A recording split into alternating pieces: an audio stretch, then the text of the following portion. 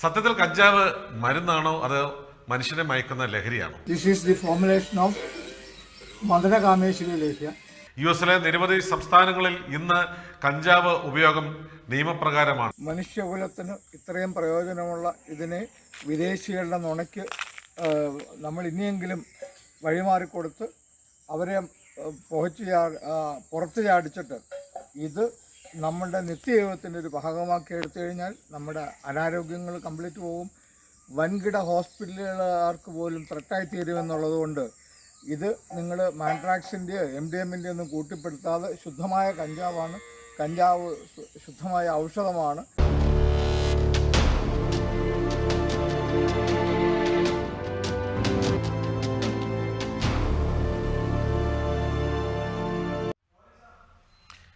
നമസ്കാരം. ക്രേസി ഡെമോക്രസിയുടെ മറ്റൊരു അധ്യായത്തിലേക്ക് എല്ലാ മാന്യപ്രേക്ഷകർക്കും ഒരിക്കൽ കൂടി സ്വാഗതം.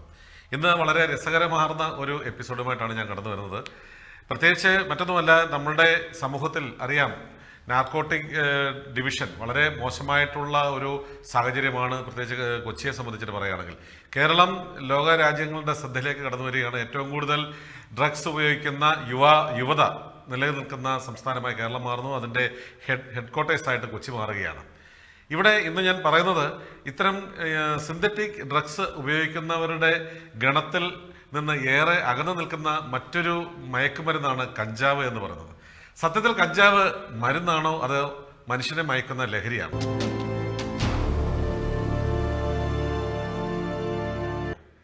കഞ്ചാവ് വിനോദാവശ്യത്തിന് ഉപയോഗിക്കുവാൻ അനുമതി വേണമെന്ന് ആവശ്യപ്പെട്ടുകൊണ്ട് ഗ്രേറ്റ് ലീഗലൈസേഷൻ മൂവ്മെന്റ് എന്ന സംഘടന 2019 ഡൽഹി ഹൈക്കോടതിയിൽ പൊതു താൽപര്യ ഹർജി ഫയൽ ചെയ്തിരുന്നത്. കേസിൽ കേന്ദ്ര സർക്കാരിന് കോടതി നോട്ടീസ് അയക്കുകയും ചെയ്തു. മേനകാഗാന്ധി, തഥാഗത സ്വത്വവാദി ഡോക്ടർ ധരംവീർ സിംഗ് ഗാന്ധി, വിനോദ് ഖന്ന തുടങ്ങിയ MPമാർ കഞ്ചാവ് ഔഷധ നിർമ്മാണത്തിന് ഉപയോഗിക്കുവാൻ അനുവദിക്കണമെന്ന് പാർലമെന്റിൽ അന്ന് വാദിക്കുകയും ചെയ്തിരുന്നു. കഞ്ചാവ് ഉപയോഗം തടയുവാൻ 1920 മുതൽ US സേന ശ്രമിച്ചിരുന്നു എന്നുള്ളതാണ് വളരെ വ്യക്തമായിട്ടുള്ള മറ്റൊരു വശം. US സമ്മർദ്ദത്തിന്റെ ഭാഗമായിട്ട് 1961 ഐക്യരാഷ്ട്രസഭ കഞ്ചാവിനെ അപകടകരമായ ലഹരി വസ്തുക്കളുടെ പട്ടികയിൽ ഉൾപ്പെടുത്തുകയുണ്ടായി.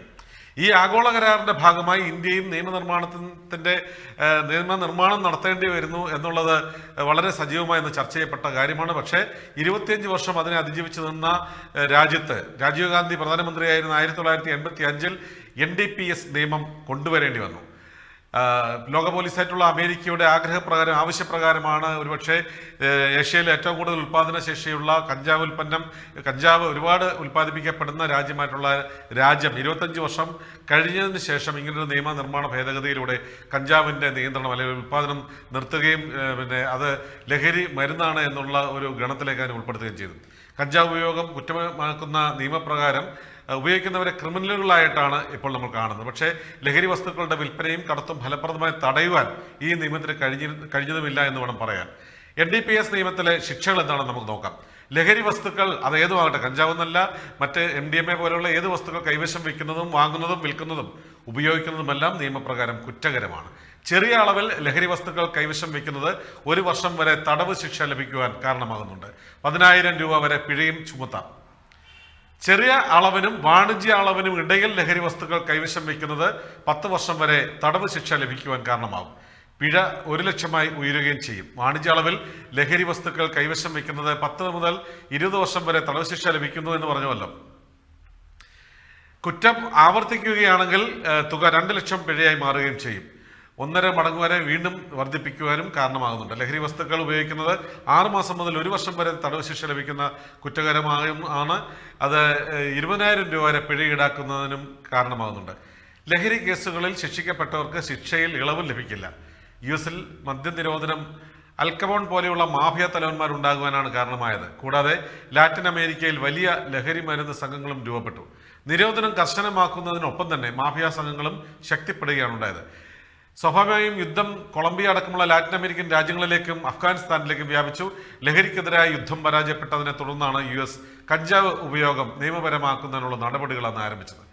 USലെ നിരവധി സംസ്ഥാനങ്ങളിൽ ഇന്ന് കഞ്ചാവ് ഉപയോഗം നിയമപ്രകാരമാണ്. ഒരുപക്ഷെ US പ്രസിഡന്റ് ബൈഡൻ അടക്കമുള്ളവർ കഞ്ചാവിനെ അനുകൂലിച്ചുകൊണ്ട് പുറത്തിറക്കിയ വീഡിയോകൾ അതാണ് നമുക്ക് കാട്ടിത്തരുന്നത്.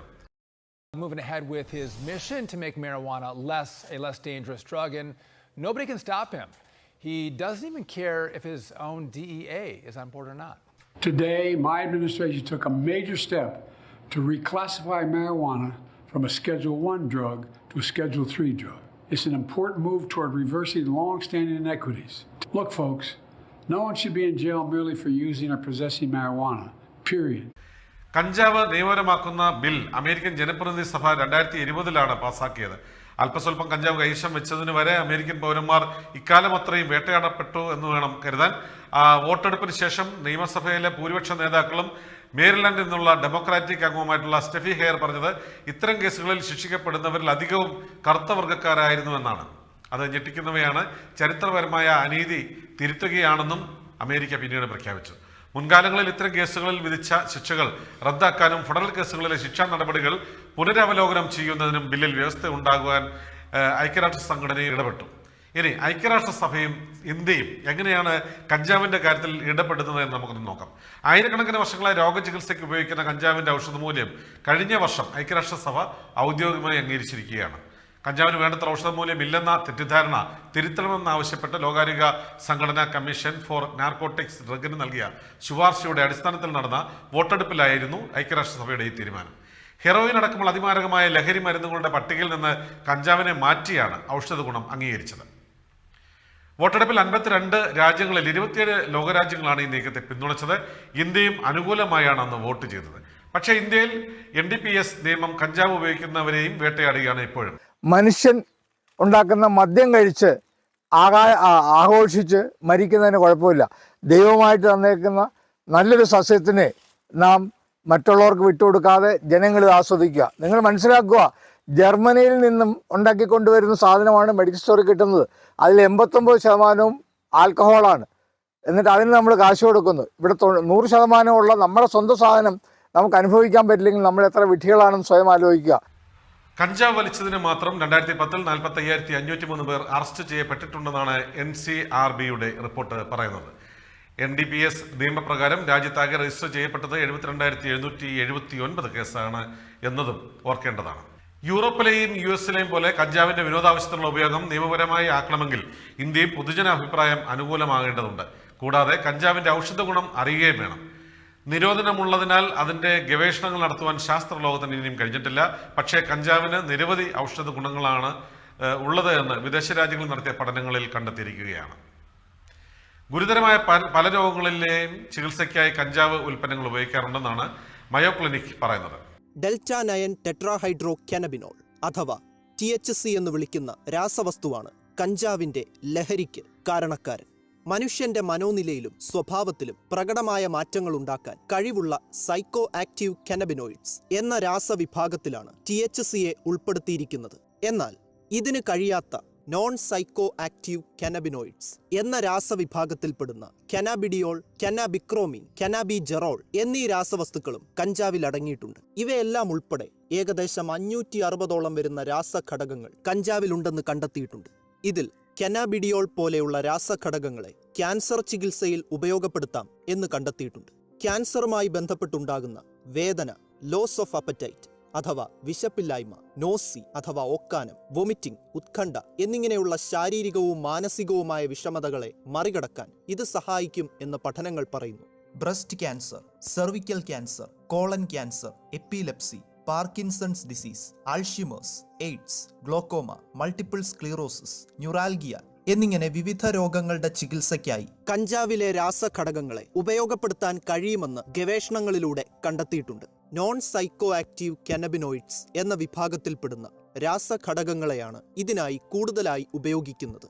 എന്നാൽ ചില ഘട്ടങ്ങളിൽ THC പോലെയുള്ള സൈക്കോ ആക്റ്റീവ് കാനബിനോയിഡ്സും ചികിത്സയ്ക്കായി ഉപയോഗിക്കാൻ കഴിയും എന്ന് കണ്ടെത്തിയിട്ടുണ്ട്. ഒരു വേദന സംഹാരി എന്ന നിലയ്ക്കാണ് പ്രധാനമായും ഇത് ഉപയോഗിക്കാൻ കഴിയുക. പക്ഷേ ഇത്തരത്തിൽ THC ഉപയോഗിക്കുന്നത് മൂലം ധാരാളം പാർശ്വഫലങ്ങൾ ഉണ്ടാവാറുണ്ട്. THCയുടെ ഏറ്റവും വലിയ പോരായ്മ അതുതന്നെയാണ്. THC എങ്ങനെയാണ് മനുഷ്യ ശരീരത്തിൽ പ്രവർത്തിക്കുന്നത് എന്ന് നോക്കാം. നമ്മുടെ തലച്ചോറിലെ ഏകദേശം 85 ബില്യണോളം വരുന്ന ന്യൂറോൺസ് അഥവാ നാഡികൾ തമ്മിൽ ആശയവിനിമയം നടത്തുന്നത് ന്യൂറോ ട്രാൻസ്മിറ്റേഴ്സ് എന്നറിയപ്പെടുന്ന രാസവസ്തുക്കളുടെ സഹായത്തോടെയാണ്. തലച്ചോറിന്റെ നിയന്ത്രണത്തിന് കീഴിൽ വരുന്ന കാര്യങ്ങളുടെ ഏകോപനം അഥവാ കോർഡിനേഷൻ ഇതുവഴിയാണ് സാധ്യമാവുന്നത് എന്ന് പറയാം. ഇത്തരത്തിൽ ഘടന കൊണ്ട് THCയുമായി സാമ്യമുള്ള ഒരു ന്യൂറോ ട്രാൻസ്മിറ്ററാണ് ആനന്ദമൈഡ്. എൻഡോജീനസ് കാനബിനോയിഡ്സ് എന്നറിയപ്പെടുന്ന ആനന്ദമൈഡ് തലച്ചോറിലെ സന്തോഷം, ഓർമ്മ, ചിന്ത, ഏകാഗ്രത, ചലനം, ഏകോപനം, ഇന്ദ്രിയങ്ങളുടെ പ്രവർത്തനം എന്നിവയുമായി ബന്ധപ്പെട്ട ഭാഗങ്ങളിൽ സ്വാധീനം ചെലുത്താറുണ്ട്. ആനന്ദമൈഡുമായി ഘടനാപരമായി വളരെയേറെ സാമ്യമുള്ള THC ആനന്ദമൈഡിന്റെ ഇത്തരം പ്രവർത്തനങ്ങളിൽ ഇടങ്കോലിടുന്നു. ഇതുമൂലം മാനസികവും ശാരീരികവുമായ ധാരാളം മാറ്റങ്ങൾ സംഭവിക്കുന്നു. ഇതാണ് നമുക്ക് ലഹരിയായി തോന്നുന്നത്. ഓൾട്ടേർഡ് സെൻസസ് അഥവാ മാറ്റിമറിക്കപ്പെടുന്ന ഇന്ദ്രിയങ്ങളുടെ പ്രവർത്തനങ്ങൾ, ഉദാഹരണമായി കടും നിറങ്ങൾ കാണുക, ചേഞ്ചസ് ഇൻ മൂഡ് എന്നിവ ഇത്തരം ചില മാറ്റങ്ങൾക്ക് ഉദാഹരണങ്ങളാണ്. ഉയർന്ന ഡോസിലുള്ള ഉപയോഗം മൂലം കുറച്ചു നേരത്തേക്കുള്ള ഭ്രമിപ്പിക്കുന്ന തോന്നലുകൾ അഥവാ ഹാലൂസിനേഷൻസിനും ഇത് കാരണമാവുന്നു. കഞ്ചാവിന്റെ ഉപയോഗം വയലൻസിന് കാരണമാകുമോ? Melissa Beaudoin, Stephane Potvin, Charles Edouard ഗിക്വെ, Sophia Lena Discepola, Alexandre Dumais എന്നിവരുടേതായി 2020 പുറത്തിറങ്ങിയ ഒരു റിസർച്ച് പേപ്പറുണ്ട്. അതിൽ മെന്റൽ ഇൽനസ് അഥവാ മാനസിക അസ്വാസ്ഥ്യം അലട്ടുന്ന ആളുകളിലെ സ്ഥിരമായ കഞ്ചാവ് ഉപയോഗം വയലൻസിലേക്ക് നയിച്ചേക്കാം എന്ന് പറയുന്നുണ്ട്. ഉയർന്ന ഡോസിലുള്ള കഞ്ചാവിന്റെ സ്ഥിരമായ ഉപയോഗം സ്കിസോഫ്രീനിയ, പാരാനോയ, സൈക്കോസിസ്, memory problems, depression, sleep difficulties, personality changes, anxiety, aggressiveness, stroke എന്നിവയ്ക്കും കാരണമാകുന്നതായി കണ്ടെത്തിയിട്ടുണ്ട്. പുകയിലയ്ക്കൊപ്പവും അല്ലാതെയും കഞ്ചാവിന്റെ പുക ശ്വസിക്കുന്നത് ശ്വാസകോശ സംബന്ധമായ രോഗങ്ങൾക്കും ലങ് ക്യാൻസറിനും കാരണമാകുന്നു എന്നും കണ്ടെത്തിയിട്ടുണ്ട്. അമിതമായ ഉപയോഗമാണ് ഇതിന് കാരണം. ഹെറോയിൻ, കൊക്കെയിൻ എന്നിവയേക്കാൾ അപകട സാധ്യത കുറഞ്ഞ സോഫ്റ്റ് ഡ്രഗ്സ് എന്ന വിഭാഗത്തിലാണ് കഞ്ചാവിനെ ഉൾപ്പെടുത്തിയിരിക്കുന്നത്. മാത്രമല്ല ആൽക്കഹോൾ, പുകയില എന്നിവയേക്കാൾ അഡിക്ഷൻ ലെവൽ കുറവാണ് കഞ്ചാവിന്. ഇതിനർത്ഥം കഞ്ചാവ് സേഫ് ആണെന്നല്ല. ലഹരിക്ക് വേണ്ടിയുള്ള ഉപയോഗവും ചികിത്സയ്ക്ക് വേണ്ടിയുള്ള ഉപയോഗവും തമ്മിൽ വളരെയേറെ വ്യത്യാസങ്ങളുണ്ട്. ദൂഷ്യഫലങ്ങൾ മറച്ചുവെച്ചുകൊണ്ട് പൂർണ്ണമായും ന്യായീകരിക്കാനോ ദോഷങ്ങൾ എണ്ണിപ്പറഞ്ഞ് പൂർണ്ണമായി തള്ളിപ്പറയാനോ കഴിയാത്ത വിധം യാഥാർത്ഥ്യങ്ങൾ തന്നെയാണ്. പാരമ്പര്യ വൈദ്യത്തിലും ആയുർവേദ വൈദ്യത്തിലും ഈ കഞ്ചാവിനെ ഒരു ഔഷധ ഗുണമുള്ള മൂലികയായിട്ട് ഉപയോഗപ്പെടുത്തിയതായിട്ട് കാണാൻ സാധിക്കുന്നുണ്ട്. ഒരുപക്ഷെ 3000-ലധികം വർഷങ്ങൾക്ക് മുമ്പ് തന്നെ കഞ്ചാവിനെ ഔഷധമായി പരിഗണിച്ചിട്ടുണ്ട് എന്നാണ് ശാസ്ത്രലോകം പറയുന്നത്. ഇവിടെ നമുക്ക് മറ്റൊരു കാര്യം എടുത്തു പറയാനുള്ളത്, ശബരിമല തീർത്ഥാടകർ 18 പടി ചവിട്ടുന്ന സമയത്ത് ശബരിമലയ്ക്കായി എത്തുന്ന ഇരുമുടിക്കെട്ടിനുള്ളിൽ കറുപ്പ് അല്ലെങ്കിൽ കഞ്ചാവ് കൊണ്ടുവരുന്നു എന്ന് വേണം പറയാൻ. കറുപ്പസ്വാമിക്ക് കഞ്ചാവിന്റെ ഒരു ആ കാലഘട്ടത്തിൽ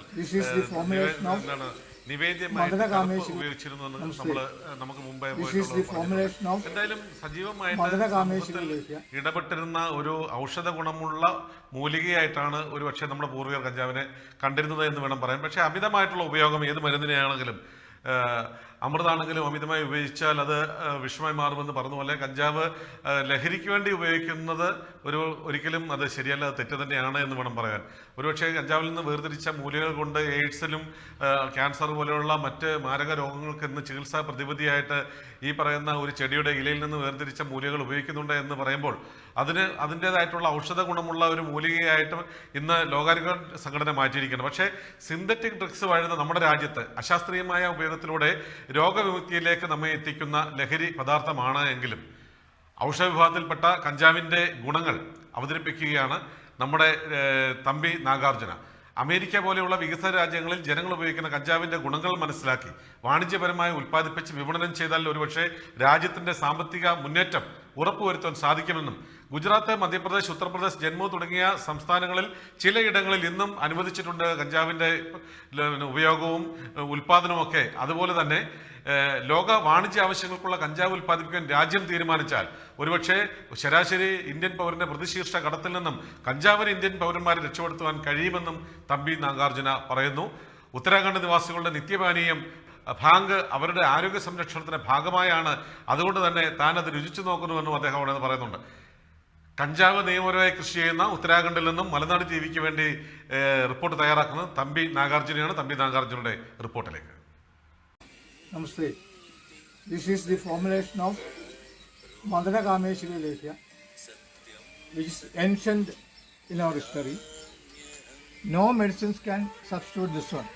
It is mainly for rejuvenation, health, then for infertility, testosterone And almost all the disease, all the raga can be eliminated by this hemp plus the herbals.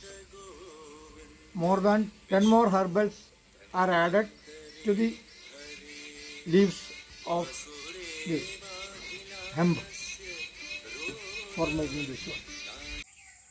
മനുഷ്യകുലത്തിന് ഇത്രയും പ്രയോജനമുള്ള ഇതിനെ വിദേശികളുടെ നുണയ്ക്ക് നമ്മൾ ഇനിയെങ്കിലും വഴിമാറിക്കൊടുത്ത് അവരെ പുറത്ത് ചാടിച്ചിട്ട് ഇത് നമ്മളുടെ നിത്യജീവിതത്തിൻ്റെ ഒരു ഭാഗമാക്കി എടുത്തു കഴിഞ്ഞാൽ നമ്മുടെ അനാരോഗ്യങ്ങൾ കംപ്ലീറ്റ് പോകും. വൻകിട ഹോസ്പിറ്റലുകാർക്ക് പോലും ത്രെട്ടായി തീരുമെന്നുള്ളത് കൊണ്ട് ഇത് നിങ്ങൾ മാൻട്രാക്സിൻ്റെയോ MDMA ഒന്നും കൂട്ടിപ്പെടുത്താതെ ശുദ്ധമായ കഞ്ചാവാണ്. കഞ്ചാവ് ശുദ്ധമായ ഔഷധമാണ്. 100-ൽ പരം ഇതിൽ നിന്നുണ്ടാക്കുന്ന ഔഷധങ്ങൾ ആയുർവേദത്തിലും മറ്റും അവൈലബിളാണ്, ഹോമിയോയിലും. ആ ഡോക്ടേഴ്സ് പ്രിസ്ക്രൈബ് ചെയ്യുക, അല്ലാതെ നിങ്ങൾ ഇംഗ്ലീഷ് മരുന്നിന് നോക്കി അവരുടെ മരുന്നുകൾ പ്രിസ്ക്രൈബ് ചെയ്ത് വീണ്ടും നിയമലംഘനം കാണിക്കാതെ ഇതിൽ നിന്നുണ്ടാക്കുന്ന നല്ല ഉൽപ്പന്നങ്ങൾ ഉണ്ടാക്കാൻ വേണ്ടി ഞാൻ മലനാടിന് വേണ്ടി ഉത്തരാഖണ്ഡിൽ നിന്ന് റിപ്പോർട്ട് ചെയ്യുന്നു. Thampi Nagarjuna, signing out. ലോകാരോഗ്യ സംഘടന വോട്ടെടുപ്പിൽ ബഹുഭൂരിപക്ഷം വരുന്ന രാജ്യങ്ങളോടൊപ്പം ഇന്ത്യയും വോട്ട് ചെയ്തിട്ടാണ് കഞ്ചാവിനെ ലഹരി മരുന്നിൽ നിന്ന് മാറ്റി ഔഷധ ഗുണമുള്ള വസ്തുവായിട്ട് പരിഗണിച്ചതുപോലെ മലനാട് ജീവിയും പറയുകയാണ്, കഞ്ചാവ് എന്ന് പറയുന്ന ലഹരിക്ക് ഉപയോഗിക്കുന്ന വസ്തുവിനെ ശാസ്ത്രീയമായ രീതിയിൽ വേർതിരിച്ചുകൊണ്ട് അതിൽ നിന്നും ലഭിക്കുന്ന ലോകമെങ്ങും വാണിജ്യപരമായി വാല്യുള്ള വസ്തു ഉപയോഗിച്ചുകൊണ്ട് നമ്മളുടെ ഇന്ന് വന്നിരിക്കുന്ന മാരക രോഗങ്ങൾക്ക് ഉള്ള മരുന്നുകൾ കണ്ടെത്തുന്നതിനും ഒരുപക്ഷെ നമ്മളുടെ ഇപ്പോഴത്തെ നിത്യജീവിതത്തിലെ ശാരീരിക അസ്വസ്ഥതകളുടെ സമൂഹത്തിൽ നിന്ന് മാറ്റി ഉത്തേജന രീതിയിലുള്ള ഒരു നല്ല സമൂഹത്തെ സൃഷ്ടിക്കുവാൻ കഞ്ചാവിൽ നിന്ന് വേർതിരിക്കുന്ന ഔഷധ ഗുണമുള്ള കാര്യങ്ങൾക്കാകട്ടെ എന്ന് ആശംസിക്കുന്നു. എന്തായാലും രാജീവ് ഗാന്ധി നടത്തിയിട്ടുള്ള ഒരു നിയമനിർമ്മാണ രീതിയിലൂടെ കഞ്ചാവ് ഈ പറയുന്നത് പോലെ ഒരു വാണിജ്യ ഉൽപ്പന്നമായിട്ട് അല്ലെങ്കിൽ നിയമപരമായി ഉൽപ്പാദിപ്പിക്കുന്നതിനോ വിതരണം ചെയ്യുന്നതിനോ സാധിക്കുന്ന തരത്തിലൊരു നിയമനിർമ്മാണം നടത്തിയത് ഒരു പക്ഷേ അമേരിക്കയെ സഹായിക്കുന്നതിന് തന്നെയാണ് എന്ന് വേണം ബൈഡൻ അടക്കമുള്ളവരുടെ റിപ്പോർട്ടിൽ നിന്ന് നമുക്ക് മനസ്സിലാക്കുവാൻ. കാരണം ഇന്ന് അമേരിക്കൻ യുവത അല്ലെങ്കിൽ അമേരിക്കൻ സമൂഹം മുഴുവനും കഞ്ചാവിൻ്റെ ഉൽപ്പന്നങ്ങൾ ഉപ ഉൽപ്പന്നങ്ങളായിട്ടുള്ള പല മരുന്നുകളും ഉപയോഗിക്കുന്നുണ്ട്. അവർ ആരോഗ്യപരമായി നല്ല രീതിയിൽ മുന്നോട്ട് നിൽക്കുന്നു എന്ന് പറയുന്ന സാഹചര്യത്തിൽ തമ്പി നാഗാർജുന റിപ്പോർട്ട് ചെയ്യുന്ന ഈ റിപ്പോർട്ട് അല്ലെങ്കിൽ തമ്പി നാഗാർജുനയുടെ ഈ ഒരു കണ്ടെത്തൽ ഒരിക്കലും നമുക്ക് മാറ്റി നിർത്തേണ്ടതല്ല എന്ന് വേണം പറയുവാൻ. എന്തായാലും സമീപകാലങ്ങളിൽ ഈ ഒരു കാര്യത്തിൽ ലോകാരോഗ്യ സംഘടനയും അമേരിക്ക അടക്കമുള്ള ലോക പോലീസ് എന്ന് പറയാം, അമേരിക്ക അടക്കമുള്ള രാജ്യങ്ങൾ, വികസിത രാജ്യങ്ങൾ തിരുത്തിയതുപോലെ ഇന്ത്യയിലെ നിയമനിർമ്മാണത്തിലും ഒരു മാറ്റം വരണം അല്ലെങ്കിൽ വരും എന്നുള്ളൊരു അഭിപ്രായമാണ് എനിക്കുള്ളത്. ആ കാലഘട്ടത്തിലെങ്കിലും സിന്തറ്റിക് ഇതുപോലുള്ള മയക്കുമരുന്ന് ലോബിയുടെ ഉപഭോഗവും ഉപയോഗവും കുറയ്ക്കുന്നതിനും അവരുടെ കൈകടത്തലുകൾ നിയന്ത്രിക്കുന്നതിനും തക്കതായിട്ടുള്ള ഒരു ഇടപെടൽ നടത്തുവാൻ സമൂഹത്തിന് കഴിയും. അത്തരം വളരെ ലോജിക്കായിട്ടുള്ളൊരു നിയമനിർമ്മാണം നടത്തുന്നതിന് വേണ്ടിയുള്ള ശുപാർശയായിട്ട് മാത്രമേ എൻ്റെ ഈ പ്രോഗ്രാമിനെ കാണാവൂ എന്ന് പറഞ്ഞുകൊണ്ട് നിർത്തുന്നു. നന്ദി, നമസ്കാരം, ജയ് ഹിന്ദ്.